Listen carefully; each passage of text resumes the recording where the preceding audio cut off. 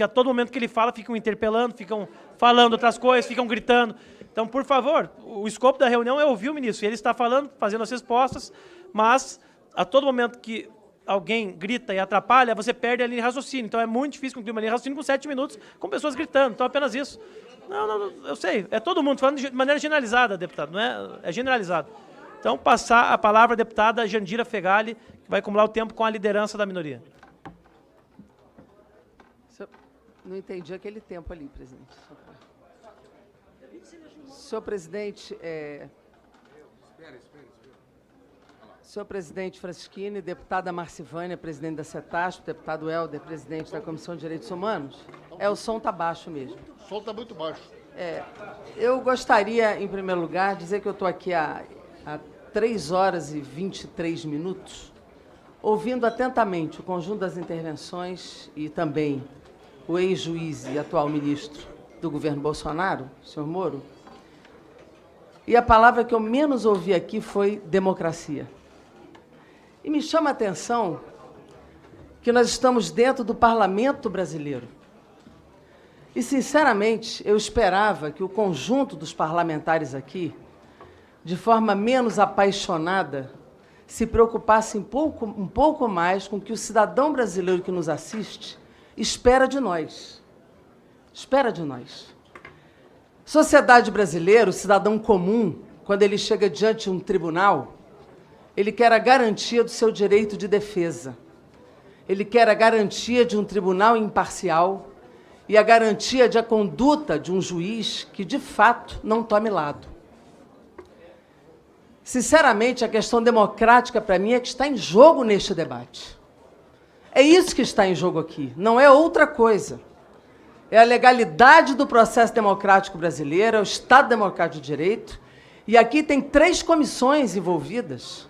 Tem a CCJ, tem a Comissão de Direitos Humanos e a comissão que lida com a administração pública brasileira. E o senhor Moro, hoje, serve no serviço público e, como juiz, foi um servidor público. Sinceramente, eu fico o tempo todo ouvindo o senhor Moro dizer que tudo é normal, que não há nada de ilícito, que a sua conduta foi de total imparcialidade. E afirma o tempo todo que foram hackers. Não há prova, senhor Moro, de que foram hackers. Desculpe, é a minha opinião e o senhor até agora não apresentou provas. O senhor mesmo o tempo todo diz que está em investigação. O senhor diz, e eu peço ao presidente da CCJ que não converse enquanto eu faço essa inquirição. Não é assim. Ele tem que me ouvir e Vossa Excelência também. Claro, tem que chamar atenção porque eu estou fazendo inquirição e ele não pode falar, muito menos rindo. Eu peço respeito do presidente da comissão. E o deboche não pode ser uma marca de um ministro que vem aqui para responder. Até porque tem muito pouco tempo que o senhor é ministro e eu acho que o senhor não imaginava externar essa posição. Numa inquirição. Certamente o senhor não esperava estar nessa posição em tão pouco tempo. Acusado, sim, por matérias divulgadas, eu não chamo de vazamento, chamo de divulgações, que o jornalista diz que foram arquivos que chegaram às suas mãos, em nenhum momento ele diz que houve hackeamento. O senhor é que diz isso, mas tem que ter provas disso. Segundo lugar, aqui, nos diálogos, e que eu estou lendo, não só pelo Intercept, mas na Folha de São Paulo, na Veja, na Band News, e o Correio também adere a isso, há aqui violação da Constituição Federal, do Código de Processo Penal, do Código de Ética da Magistratura, da Convenção Americana de Direitos Humanos, da Declaração dos Direitos do Homem. Há uma violação imensa da legalidade e da tradição jurídica brasileira. O senhor diz é normal. Aí eu digo, eu vou ler só um diálogo no tempo que eu tenho. Moro, 17, 42 e 56 segundos, de 7 de dezembro de 2015. O senhor diz, então, seguinte, fonte me informou, isso dirigido ao senhor Deltan Dallagnol, que a pessoa do contato estaria incomodado por ter sido a ela solicitada a lavratura de minutas de escrituras para transferências de propriedade de um dos filhos do ex-presidente. Aparentemente, a pessoa estaria disposta a prestar a informação. Estou, então, repassando. A fonte é séria. Deltan diz, obrigado, faremos contato. Moro diz, e seriam dezenas de imóveis. Deltan diz, liguei, ele arriou.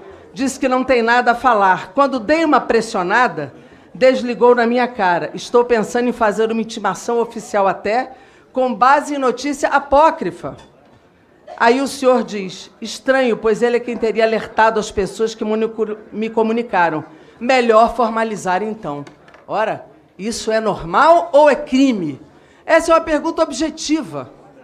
É uma pergunta objetiva. Isso foi em dezembro de 2015. Sinceramente, uma conduta dessa, na minha opinião, a ética, não pode não estar na sua memória. Porque eu, quando tenho dúvidas se foi adulterado, algo que eu jamais faria, eu prontamente diria, não fiz. Eu não teria dúvida se foi adulterado ou não uma conduta dessa gravidade. Isto é muito grave. Aqui o senhor se comporta como sócio da acusação, como sócio da investigação, como chefe dos acusadores. Aqui não é algo para eu dizer, não lembro se disse ou se eu não disse. Algo tão grave não pode ser algo que eu tenho dúvida se fiz. Como um magistrado imparcial, não pode ter dúvida nessa conduta. Então essa é a pergunta. Fez ou não fez? É crime ou é normal? Tire o senhor como personagem, imagine em tese, se o senhor diria para o seu aluno que um juiz deve fazer isso. O senhor não é professor? O senhor diria para um aluno que o juiz deve fazer isto? Fale em tese.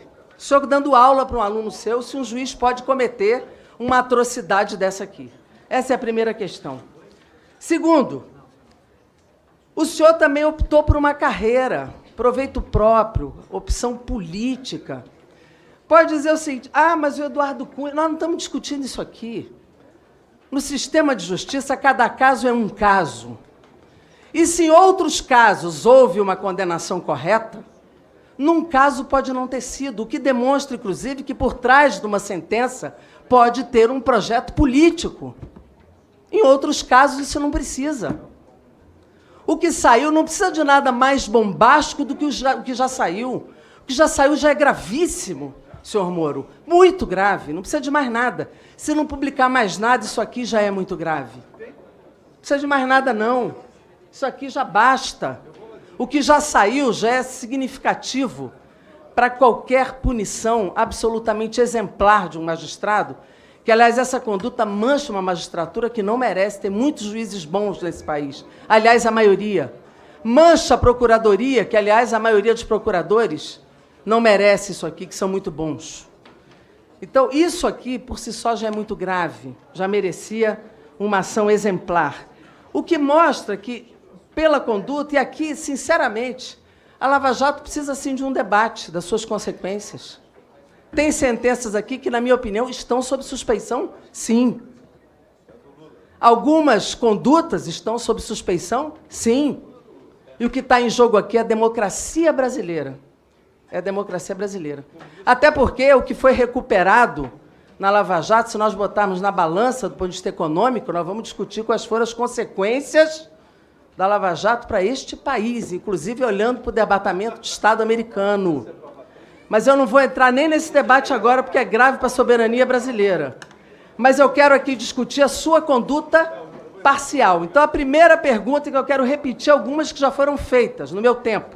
Primeiro, se Sua Excelência, aliás, se o senhor, que não precisa ser excelência, ministro, se o senhor acha normal esse diálogo se ensinaria aos seus alunos. 2, repetindo a pergunta do deputado Paulo Pimenta, que o senhor não respondeu, se houve contato com procuradores e desembargadores em relação a habeas corpus do senhor Favreto no período que o senhor estava de férias. Essa pergunta é fundamental que o senhor responda. 3, se houve contato também isonômico com os advogados de defesa e quais? Quais advogados de defesa? 4, se realmente há atuação de investigação do senhor Glenn. Isso é grave, porque é contraditório com a liberdade de imprensa protegido pela Constituição Federal e pelas leis brasileiras. O senhor mesmo disse que prova ilícita para a boa-fé não há problema nas 10 medidas. O senhor mesmo já utilizou várias. Eu não acho que é ilícito, mas se está sob investigação, o senhor que está dizendo que é ilícito, eu não acho. Mas aqui há um jornalismo sendo feito. Isso é fundamental que seja divulgado. E quarto, eu trouxe aqui uma minuta que é diferente do que trouxe o deputado Paulo Pimenta, que só assine apenas a autorização para o Telegram divulgar. Se o senhor topar assinar, por favor, eu vou deixar na mesa para o senhor assinar. Assine a autorização para que o Telegram divulgue. O senhor está dizendo que não tem mais nada? Então autorize, vamos ver se tem ou se não tem, para comprovar a autenticidade das mensagens. Está aqui na mão, eu vou levar à mesa. Passo a palavra à deputada Fernanda Melchiona.